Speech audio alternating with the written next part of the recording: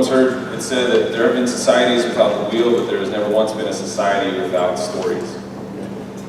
And our next speaker, our keynote speaker, Dr. Carol Lynn McKibben, is someone who has done some deep dives into the stories of our past, the past of our community, joining many others in uncovering truths vital for our path forward together. Dr. Carol Lynn McKibben is an Organization of American Historians Distinguished Lecturer. She served as the director of the Seaside History Project from 2005 to 2012. She is the author of several books on display and for sale in the lobby, right out there. Her most recent work, Salinas, The History of Race and Resilience in an Agricultural City, tells the story of community building and struggle in a multiracial city. Dr. McKibben has been teaching courses in California history, urban history, and immigration history for the Department of History and Urban Studies at Stanford University since 2006, and is currently an affiliate lecturer with the Bill Lane Center for the American. Ladies and gentlemen, our keynote speaker, Dr. Carol Lynn McKibben.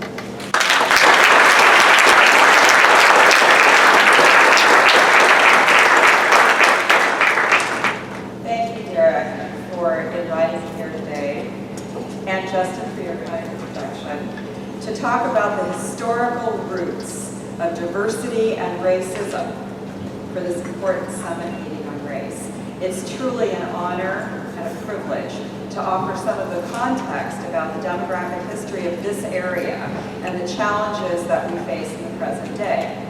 I begin by emphasizing that history does not follow a linear progression in which we constantly improve upon what happened before. Instead, by knowing our history, we not only work at not repeating our past mistakes, that's okay, but also understanding that there have been models in the past worth paying attention to and emulating. History is not inevitable. It is deliberately constructed and purposeful, and I want to be mindful of that throughout this conversation. So to that end, I'm going to focus today on the incredible human diversity that always characterized Monterey County, and for that matter, California itself, reaching back for thousands of years. In fact, California was and is one of the most diverse demographically on the planet. I will equally focus on the important historical actors who played pivotal roles as change makers throughout our history, teaching us both resilience and courage in challenging the racism that's so deeply embedded in American life and inspiring us to keep doing the same. So let's start by looking at California as it was centuries ago. We are a blip in time compared to that, and California history certainly did not begin in 1850 with statehood. Far from it. For thousands of years, First Peoples, who numbered about 300,000 in the state, lived throughout California in hundreds of small communities that were culturally and geographically distinct.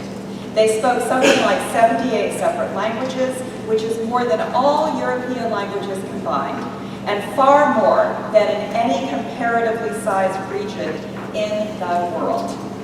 Today, the federal government recognizes over 109 California tribes.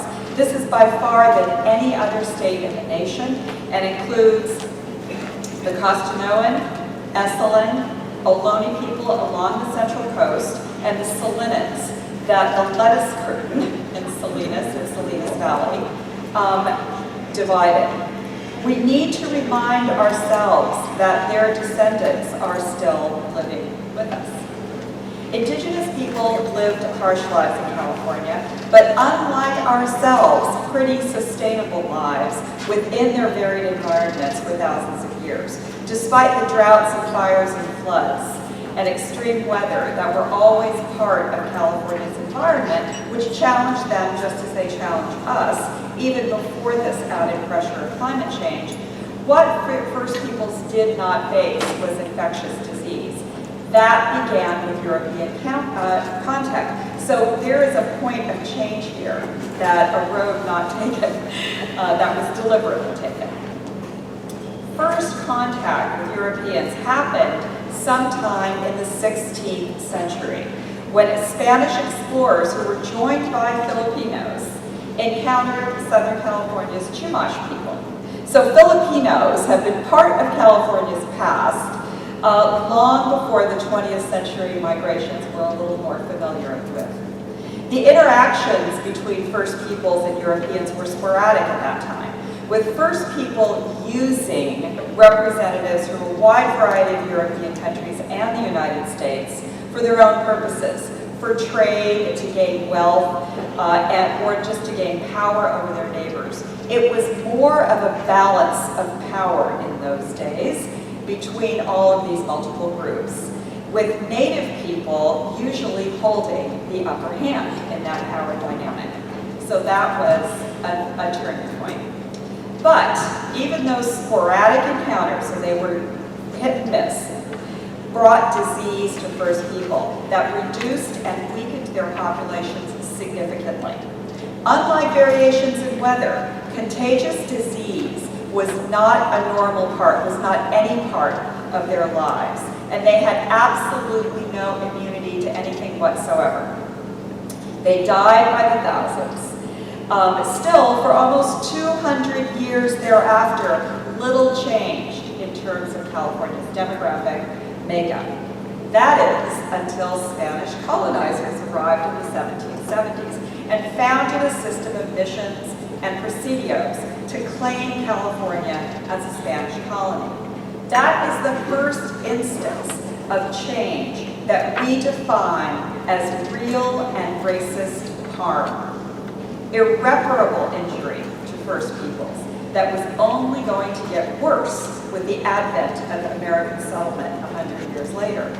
Spaniards' cattle and grazing animals quickly decimated the environment, causing starvation among the indigenous groups, who were then forced into missions out of sheer desperation. They were treated violently, both by Catholic priests and military personnel stationed there. Women were routinely raped, children and men were brutally beaten and killed. They died by the thousands from everything from sexually transmitted diseases to bronchial infections to digestive diseases to the more serious smallpox, tuberculosis. No one had any idea how infections spread. No one washed their hands or wore masks, right? But priests were fully aware that contact between themselves and Native people led to these large-scale deaths among so-called converts. They just shrugged it off. They considered it God's will, and thank God everybody was baptized. So this marked the first big demographic transition in this place, and throughout California more generally. It was dramatic. Racist thinking led priests to dismiss Native people's massive deaths and allowed presidio soldiers to justify their collective and brutal abuse of indigenous people. It was purposeful. They knew what they were doing. That said, these first European colonizers did not imagine indigenous people to be subhuman. They knew that they were interacting with human beings like themselves. Spanish views of indigenous people as fully human beings, potential Christian converts, and subjects of the crown prevailed through this period and through the period of Mexican statehood that began in 1821. At this point, the mission system ended with Mexican independence, and a new wave of settlement came to California by way of Mexico City. In those few short years, indigenous California populations declined by half to 150,000. That's huge. When we think about the period of California settlement beginning in the 1820s and 1830s, we think mostly about people defined ethnically as European with some intermarriage with indigenous. But Californios and their descendants today in Monterey were people who trace their origins to Africa, to all over Central America, as well as Europe. The settlers who came from Mexico were ambitious women as well as men, who were just lower on the caste scale than their counterparts in Mexico City. So they were more willing to colonize the northern frontier, which is us. They had much more to gain by this in land and prestige than their ancestry or class would have allowed them in the caste-conscious world of Mexico City. Those Californios resisted American domination mightily and in multiple ways and became leaders in both Mexican and American California. They ably negotiated with the Americans over decades of back and forth over land and political power during and following the war with Mexico that ended in 1848. In my own work on Salinas, I discussed this wrangling between R.F. Soto of Alisal, Juan Castro in Castroville, and various people of mixed ethnicities fighting for predominance in Monterey County. Salinas, Monterey, and numerous towns and cities throughout the Central Coast came into being as incorporated American cities throughout the latter half of the 19th century because of these complex interactions among people of indigenous, European, Asian, and African descent. And by Asian at this time, I am referring to Chinese settlers. Another inflection point, another point that we could have taken one path, but we did not. But we almost did. Californios largely remained in power through the early American period, 1850 to about 1880.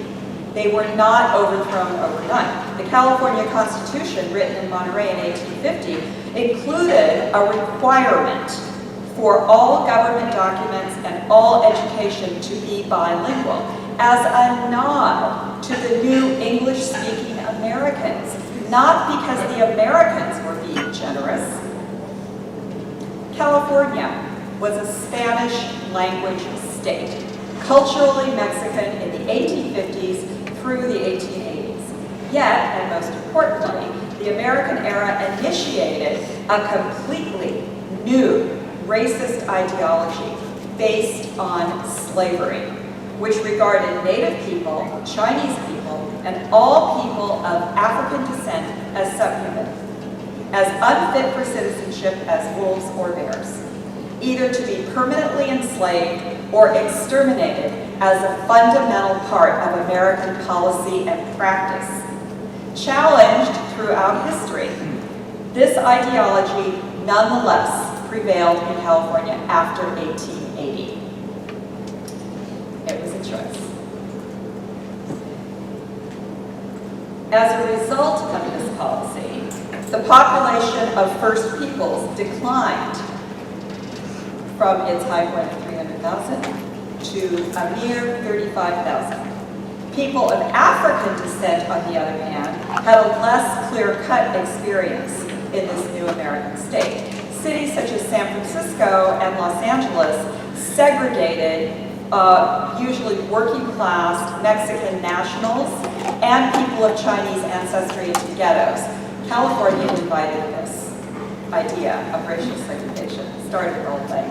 But wealthier Californios and African Americans lived in neighborhoods and attended schools right along with whites and according to their class status throughout the 19th century, and vigorously contested limits on their citizenship, such as serving on juries. They won. Their segregation came later, when they became a critical mass, fleeing first the persecution that came with the end of Reconstruction in the South, and then in the build-up to World War II. At these points, whites perceived them as a threat to the racist order of things. And this is when segregation really took hold. The point I make here in revisiting those early years of California and Monterey's history is that first and foremost, we challenge racism by remembering and honoring the important role of non-white actors in making that history. We also acknowledge these turning points that could have gone another way.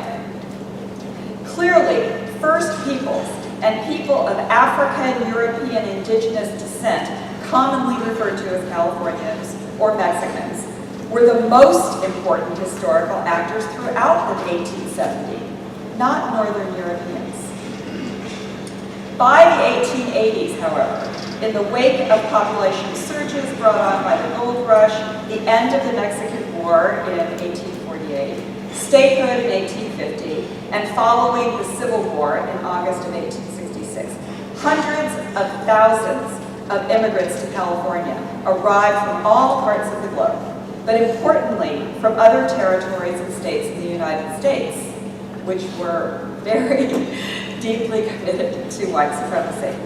California and Monterey County in particular experienced both drastic demographic change and some of the worst racial violence and racist legislation in history, all of which codified racism in new ways. They came purposefully.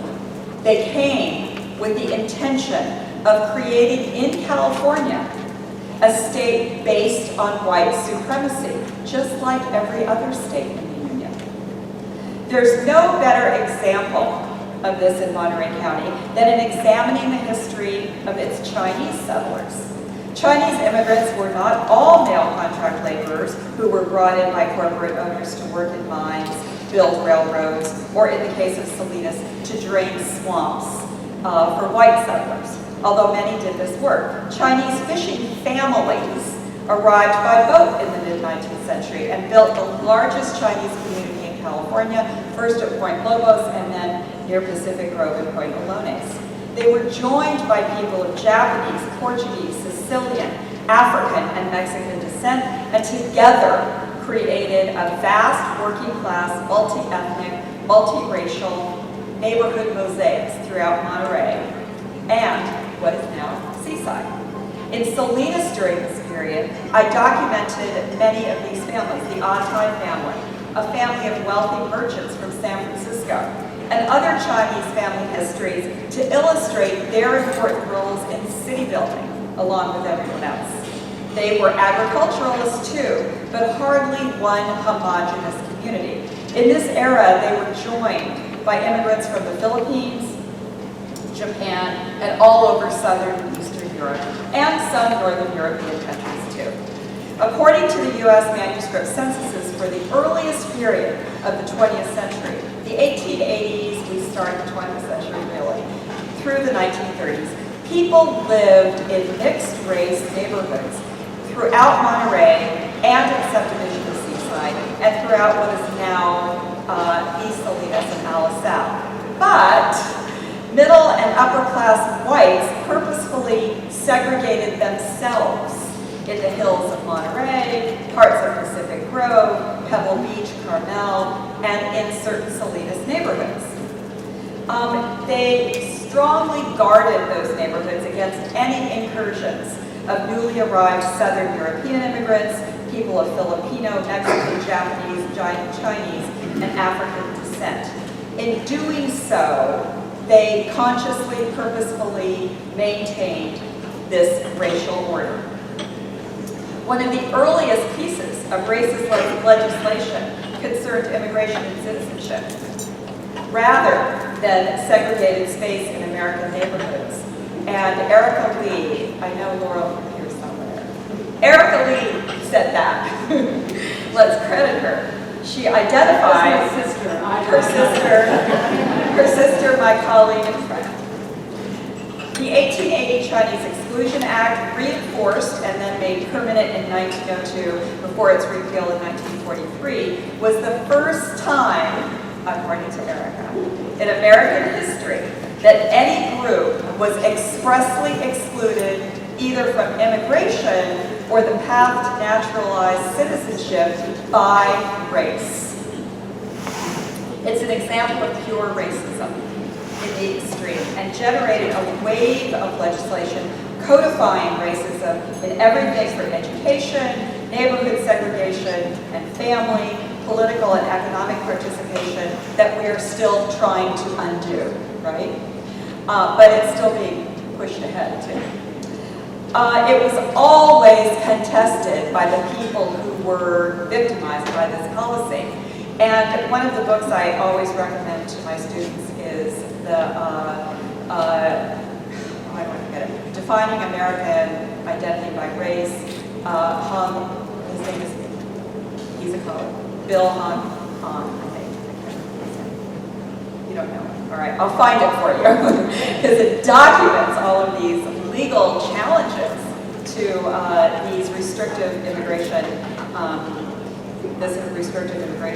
So I wanted to go to the slides now because I want to show you a picture of Monterey circa the 1930s. And if you look closely, you can see clearly the demographic diversity that characterized working class Monterey in those years. Salinas, Monterey, Pacific Grove, and the subdivision of Seaside were multiracial, but they were hardly examples of kumbaya in the first decades of the 1900s. Incidents of racial violence were common throughout California in this period, including Monterey County.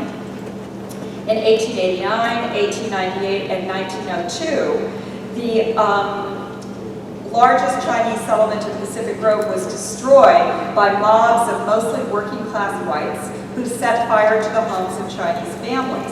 As I documented in Racial Beachhead, the African American soldiers of the 9th Cavalry Unit stationed nearby, because they were not allowed at this time to live among the white soldiers at the Presidio, helped the Chinese. They came to their aid. But most of the survivors of those fires fled from Pacific Grove and landed either in Seaside or Salinas, which was a more welcoming environment. Mobs of whites, mostly working class again, attacked Filipino immigrants and Filipino Americans in Monterey and Watsonville throughout the 1920s and 30s, leading Filipinos to organize in defense and encouraged and joined by allies from other groups, including whites. I documented that episode in my book on Salinas. Both Seaside and Salinas were the more welcoming environments for Chinese, Japanese, Filipino, Mexican, and African Americans, and for both Southern and Eastern European immigrants, all of whom formed complex communities, divided internally by class, region of origin, gender, stage of migration. They were not just innovators in agriculture or fishing, although they were that too, but they were also professionals, city builders, retail business owners, and political figures who shaped the development of cities in Monterey County as much or more as their Northern European counterparts did. Many, such as the Chung, Sakata, Spiegel, Nunez, and Cacas families, joined the elite ranks of the Grower Shipper Association in Salinas and sided with the GSA in labor disputes throughout the 1930s and again in the 1970s. So again, there's nothing accidental about this. This is very purposeful. People are making choices about the way their societies are organized all along the way, and they could have made different choices. As you can see by this quotation from Major Sherman Smith, whom I was privileged to interview when I did my book, it was no accident that African Americans and multiracial families made up a significant part of Seaside's population in the Cold War and Vietnam War era. As the town most closely associated with Fort Ord, Seaside became the most important permanent destination for African Americans and Asian Americans affiliated with the military. Fort Ord, which expanded dramatically from the build-up to World War II through the Vietnam War years, was the most important Army training base on the West Coast. And the cohort of black officers and high-ranking enlisted men and their families stationed for lengthy periods there to train soldiers completely reshaped the culture, politics, social, and economic life of Seaside, not only Seaside, but also of Monterey County, in the direction of civil rights and inclusion. It was intentional. It was purposeful. It wasn't permanent, however.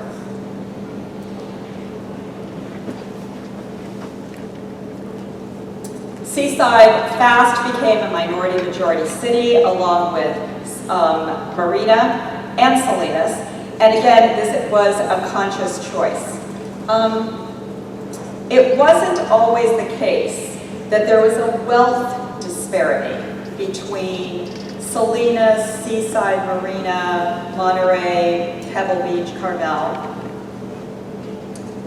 At one time in the 1960s, these places had roughly the same median household income, but that took a sharp turn in the 1980s, so that now Seaside and Salinas have about half the wealth of other cities, something that Derek alluded to.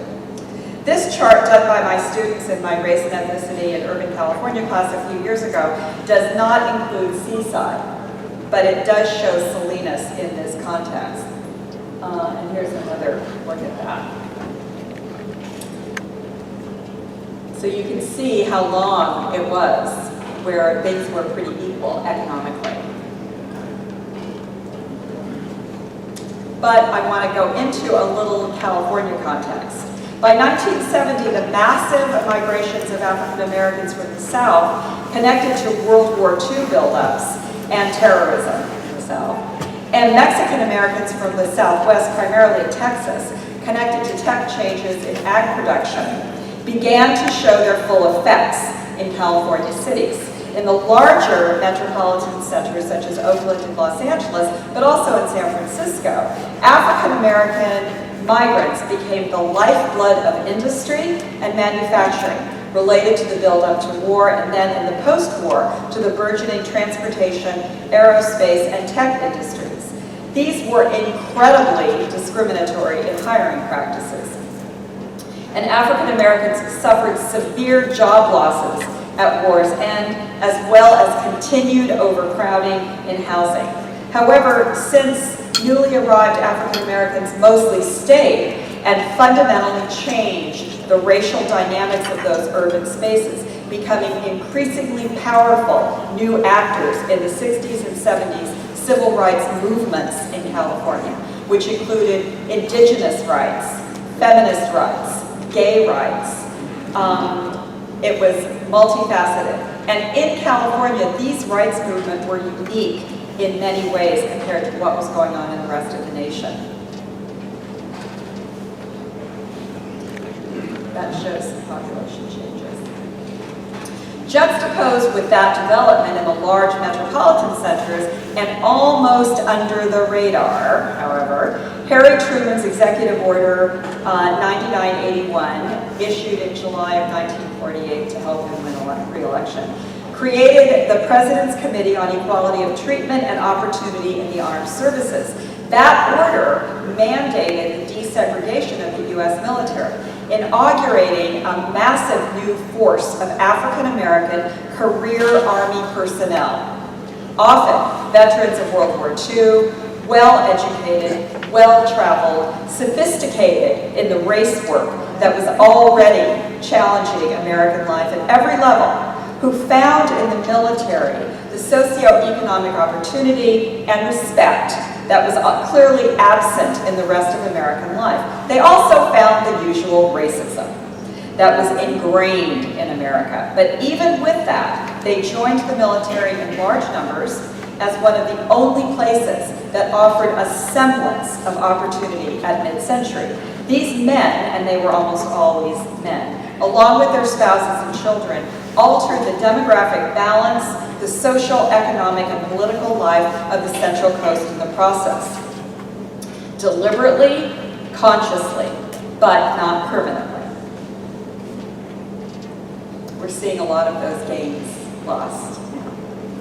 So unlike in the big cities, the African American population of Monterey County in the military town of Seaside surged in the post-war, after 1948, in the 50s through the 80s, rather than in the build-up to war, or even during the war itself. Also, and unlike in those large metropolitan centers, its migrants were not factory workers, but because of their status as high-ranking enlisted personnel and officers, middle classes, already engaged in the race work in America under Dr. King, experienced travelers who lived on integrated military bases the world over, college educated, often with advanced degrees. They were forced by racial exclusions to live in the one town on the Monterey Peninsula near Fort Ord designated for black families, Seaside, which they found was majority working class and white ethnic, with a sizable population of multiple groups of Asians, either connected to the military through marriage and family from the Philippines, Vietnam, or Korea, or from the newly formed Japanese-American community of returnees from American incarceration, who had originally lived in the most unwelcome environment of Monterey and Salinas. By the 1980s, in Seaside, the population, already a diverse multiracial mix, included international migrations of the Vietnam War era from Southeast Asia, namely Vietnamese, Cambodians, and Koreans, and from Central America, Guatemalans, Salvadorans, Nicaraguans, fleeing the environmental catastrophe and military coup and war that was going on in those places. These new migrants joined the ranks of the so-called Hispanics that were not designated, differentiated in the census, among other things that are problematic about the census. They joined the army of service workers rather than the field workers who came to Salinas. They supported this burgeoning tourist industry and also supported union organization among that class. They quickly became the majority in Seaside, which you can see happening throughout the 80s, 90s, 2000s, and 2010s. The African Americans who came to Seaside stayed, most of them, just like their counterparts in San Francisco, Oakland, and the rest of Northern California. The difference was that their jobs were secure from those groups, secure. And although active duty personnel could not participate in political activism, their spouses were free to do so. So I argue in my book that women led the way in terms of civil rights in this era. They were poised to run for office and become community leaders, and they did so. They disrupted racist norms on the Monterey Peninsula and successfully challenged gerrymandering, segregation in housing, employment, and education, and made this little army town connected to this most important army base a critical part of the network of civil rights activism in California. Their successes were acknowledged as such. Dr. King made a point of a visit here in 1962. Every civil rights leader of note came to Seaside to acknowledge its significance in the race work of the era, because this community, by the 1960s, but especially by the 1980s, had already moved well beyond what was going on in the South and even in the larger metropolitan areas of California, such as Los Angeles. I want to give you a few examples of the sheroes and heroes who made a difference here. While activists were just struggling to register voters in the South, in Seaside, those voter registration drives were accompanied by successful runs for office as early as 1957, becoming a predominant force in political change. Oh my God, 3 minutes? Seriously? Okay, we'll skip over it. So I want to point out on a layout on the far right, the first Filipino mayor in American history, Dr. Charlie May Knight, single-handedly visited 125 HBCUs and brought in a new population of faculty when people were fighting busing in LA. Pearl Carey was an important leader challenging everything from employment to gerrymandering. And I would add Helen Rucker to that list. Sherman and Elizabeth Smith challenged segregation in housing. Ruthie Watts, who's sitting at this table right there, didn't single-handedly, but together with other women and men, change the cultural dynamic of Seaside.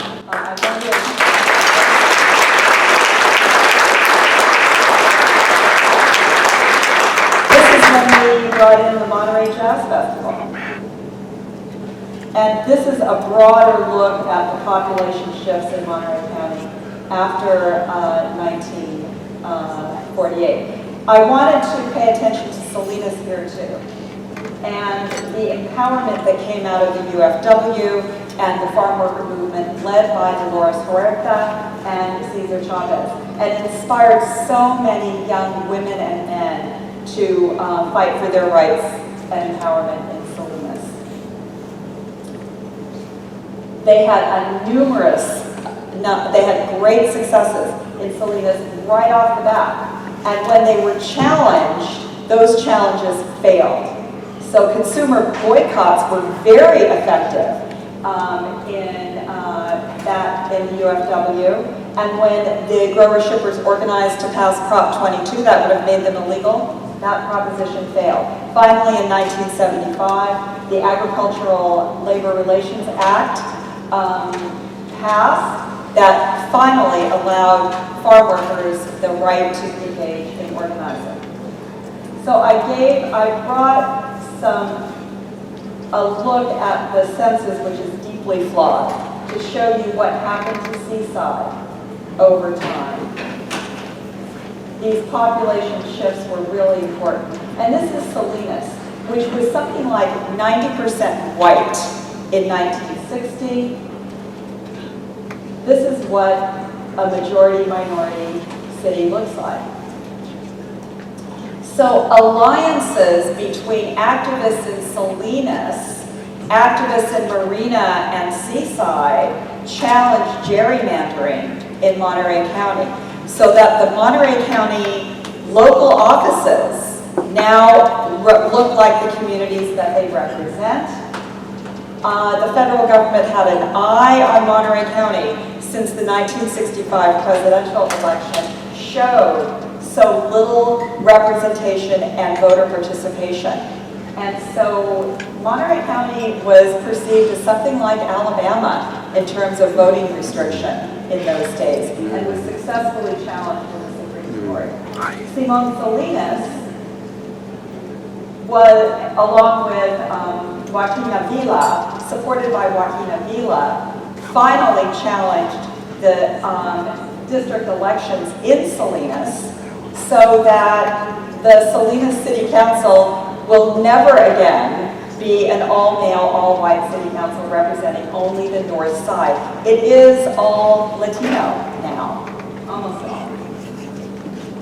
And Sarah Lay was the important organization of attorneys that came into Salinas, and by the way, noticed the IQ tests and the tracking, which effectively put all children of Mexican descent into these classes they referred to as, retarded. That language is what they used.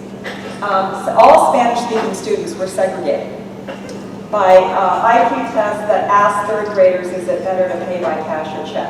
So they challenged all of that, and the Diana versus State Board of Education ruling also challenged bilingual education. So by the 1980s, local governments are now representative, right? Voting is fairer, and these initiatives that were put in place in the late 19th, early 19th century to enforce white supremacy had been systematically demolished, but not permanently so. What has been constructed cannot be deconstructed. And I don't want to end on a bad note. But I do want to point out among the sheroes, Ana Caballero, who took charge of an all-female Salinas City Council in the 1990s. And just when that happened, throughout California, the economy crashed. Prop 13 took hold. And these multiracial local governments were left without money, without funding.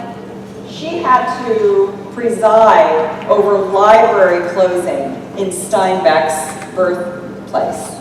It was world over. I wanted to point out Mel Mason. That should say coalition building, because it was at this moment in time that there were a number of officer-involved shootings in Salinas, 4 or 5 of them to be exact, and there was a scandal about the way incarcerated people were being treated in Seaside. And Mel led the coalition building to challenge that.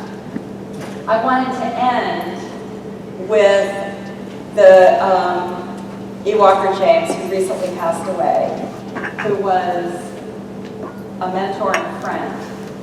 And when he talked about Seaside in the current day, and he talked about the challenge of a majority now Latino city that had once been majority African American, he said it's racism, right? It's racism.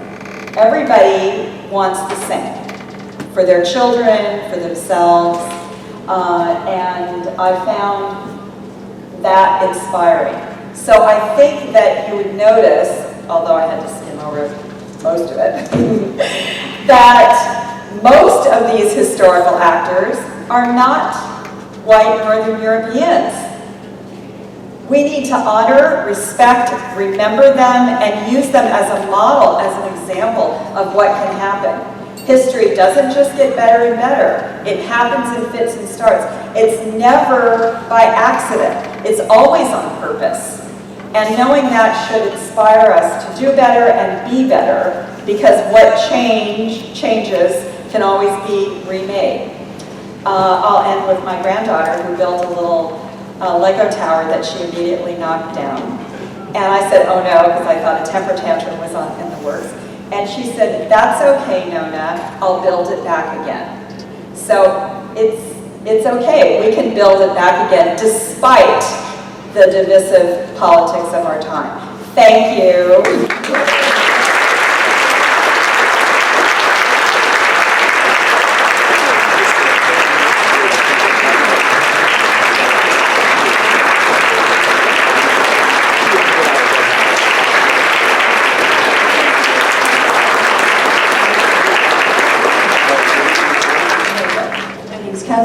I'm here representing the Monterey DC Justice Center. In one of your books, you talked about Como. I talked about what? Como. It's a group here, I think. Oh, yeah. Would you talk a little bit about that? I hate acronyms. Stanford is full of acronyms.